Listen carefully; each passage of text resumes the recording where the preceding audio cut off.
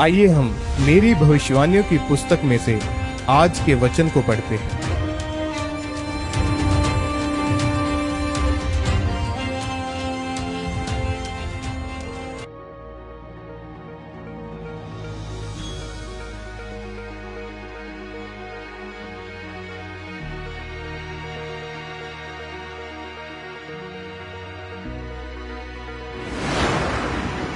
अपने जीवन को साधारण रीति से ना बिताएं। मेरे प्रियो, जैसे कि पवित्र बाइबल में लूका की किताब उसके 7वें अध्याय की 29वीं आयत में लिखा है, और अब साधारण लोगों ने सुनकर और चुंगी लेने वालों ने भी यूहन्ना का बपतिस्मा लेकर परमेश्वर को सच्चा मान लिया।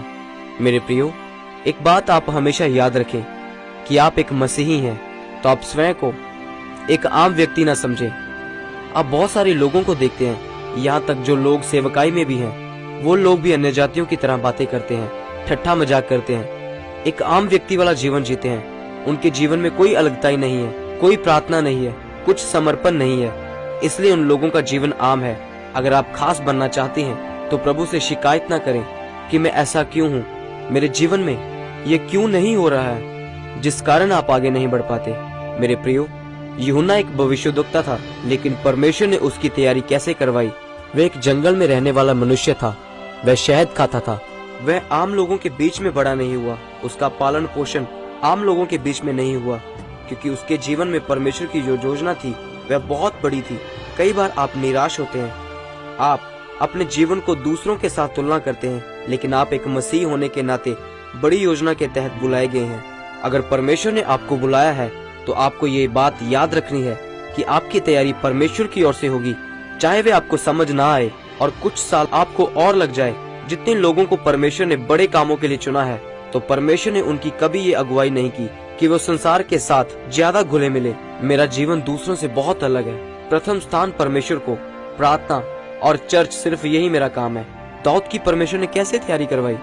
उसके भाई उससे नफरत करते थे और वो अकेला भेड़ों को चराता था। अब्राहम को परमेश्वर ने कहा, तो अपने कुटुंब को छोड़कर जहाँ मैं कहता हूँ वहाँ चला जा। यूसुफ की 13 साल परीक्षा हुई, वो जेल में रहा, उसके भाई उसके खिलाफ हो गए थे।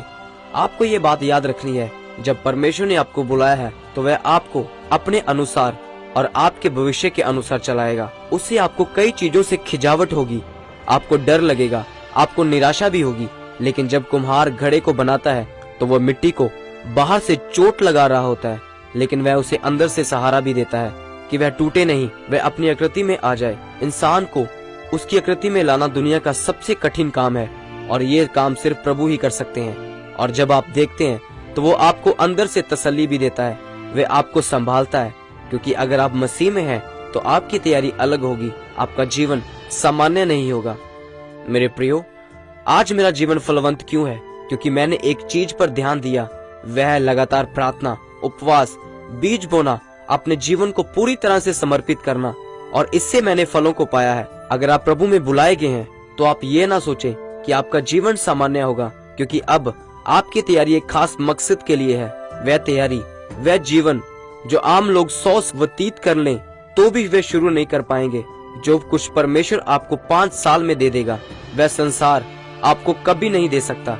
लेकिन उसके लिए आपको पवित्र आत्मा की आवाज को सुनना और समझना पड़ेगा, अपनी आत्मिक आंखों को खोलना पड़ेगा, अपने विश्वास को परमेश्वर के प्रति बढ़ाना होगा, इन सभी आत्मिक क्रियाओं को करना होगा, ताकि जो परमेश्वर की योजना आपके जीवन में है वह सभी पूरी हो सके और परमेश्वर आपको बड़े कामों के लिए इस्तेमाल कर सके।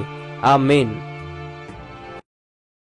परमेश्वर के दास के द्वारा लिखी गई मेरी भविष्यवाणियों की पुस्तक, जो आपको एक विशेष आत्मिक यात्रा की ओर लेकर जाएगी। इस किताब के जरिए आप परमेश्वर के अद्भुत अनुग्रह को समझ सकेंगे। जब आप इसे पढ़ेंगे तो आपको परमेश्वर के रहस्यों और अपने जीवन में सच्चाई से परमेश्वर के साथ चलने का रास्ता मिलेगा। जीवन को आत्मिक ज्ञान से भरें। मेरी भविष्यवाणियों की किताब बस एक किताब नहीं है, ये आपकी आत्मिक यात्रा को सरल बनाने में परमेश्वर का आपके लिए एक उपहार है।